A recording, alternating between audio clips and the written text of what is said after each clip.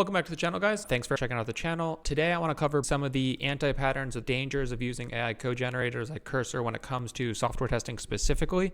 Ultimately, though, the benefits far outweigh the dangers, but it's really worth knowing what to look out for. Let's get into it.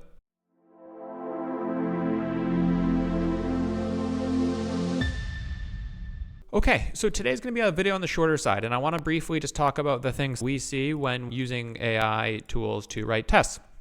The number one area we see is scope creep of changes. So one of the areas that you'll see when it comes to Cursor specifically is that it's really important to keep your asks as small as possible because it will try to expand on them without intended behaviors. For example, if you say adds test IDs to this page, it's not uncommon that it'll delete functionality from the page. You can mitigate some of this risk by using stuff like a Cursor rule file or some of these other tools that it comes to Cursor, but it's much better rather than giving it open-ended tasks to do, add a test ID to this specific DOM element. Keep the scope much smaller and you will keep scope creep. But the number one danger of Cursor is scope creep, specifically when you don't realize it's changed something and then it changes it. If you're good at commits and managing commit history, you can deal with some of this. If you keep committing and then it does scope creep, you can just uncommit the change, start over. Normally Cursor won't mess up a couple times in a row,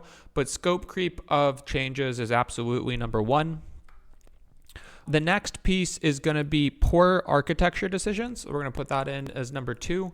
As of today, Cursor seems really good at isolated tasks that you're driving.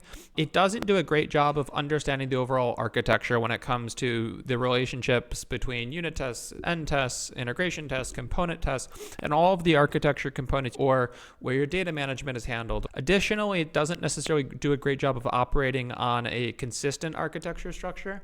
You have to make sure you're driving the architecture structures and decisions. Don't let it drive it and be aware of what you're doing. This goes back to the value of a human doing it. The next anti-pattern we're noticing is this idea of quantity over quality is not a good thing. Just because you can produce thousands and thousands of test cases doesn't mean you should produce thousands and thousands of test cases. Trying to manage all of the test cases becomes a huge problem. And so Cursor, like these tools, just wants to produce things. It wants to produce, it wants to produce, it wants to produce, and it can produce thousands of lines of code. You need to recognize that just because you're able to do quantity doesn't mean it should outweigh quality in your testing. Next up, we have noticed that somewhat in Cursor, it's using some suboptimal libraries. So that is something to be aware of. I think this is just because in general, these LLMs trail behind some of the choices of libraries that it tends to use. You just have to be aware of what are libraries that you want to use, what are libraries that you don't want to use, and just keep that in mind. So once again, this is why it's really important to have testers who actually know what they're doing.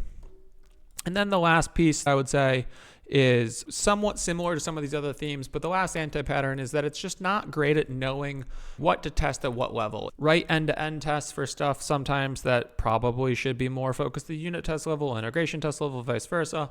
It doesn't do a great job yet at the whole picture when it comes to understanding the interaction between these different things, how to organize them, and really keeping testing focus properly set for each level.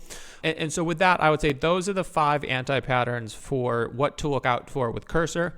So what makes Cursor still worth it when there are these risks? The main thing, more than anything, is significant time savings. Even with these things that you should be aware of, you can produce so much more tests, so much more coverage, so much more stability and confidence in your app using AI-based test generation tools like Cursor that it's just exponentially worth it. The main thing that you have to be aware of, just like software development, is know what the anti-patterns are, be aware of them, and you will save a ton of time and you will 10x the output of your tests. And so if you're wondering, how do I see this in practice? Feel free to DM us. We do this now every day. We've rolled this out on a whole variety of different clients, project structures, code bases. It's really changing the game. The quality of these apps are going way up. The bug releases and the bugs per release metrics are going way down. Feel free to reach out. Check out workwithloop.com. If you enjoy the content, feel free to like and subscribe, and I will be back tomorrow. Talk soon. See ya.